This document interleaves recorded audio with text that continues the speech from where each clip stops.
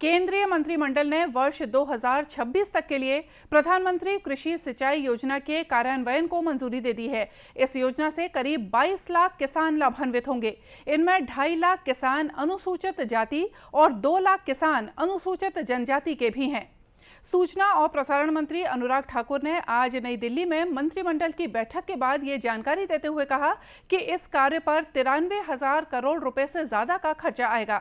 इस निर्णय को ऐतिहासिक बताते हुए उन्होंने कहा कि इस धनराशि में 37,454 करोड़ रुपए राज्यों को केंद्रीय सहायता के रूप में प्राप्त होंगे।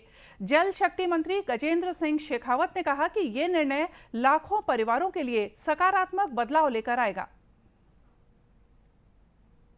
आज cabinet committee on economic affairs ने माननीय प्रधानमंत्री जी की अध्यक्षता में जो आयोजित हुई, उसने इस 93,000 करोड़ रुपए की परियोजना को मंजूरी दी है। इस 93,000 करोड़ की परियोजना में सेंट्रल असिस्टेंस और साथ ही साथ में स्टेट्स के द्वारा जो इसमें निवेश होगा वो दोनों सम्मिलित हैं। और मैं ये मानता हूँ कि इसके कारण से देश के लगभग 22 लाख किसानों के जीवन में परिवर्तन आएगा। ये 2 परियोजनाएं लखवार और रेणुका जी के माध्यम से, और शेष इस प्रोजेक्ट्स में और भी ज़्यादा जो नए प्रोजेक्ट उसमें जुड़ेंगे, उसके कारण से भी लाखों किसानों के जीवन में परिवर्तन आएगा, देश का उत्पादन बढ़ेगा और किसान की आमदनी बढ़ाने में हमको सफलता मिलेगी।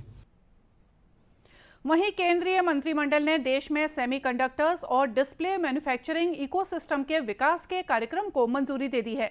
सूचना और प्रसारण मंत्री अनुराग ठाकुर ने कहा कि अगले 6 सालों में इस परियोजना पर 76,000 करोड़ रुपए खर्च किए जाएंगे।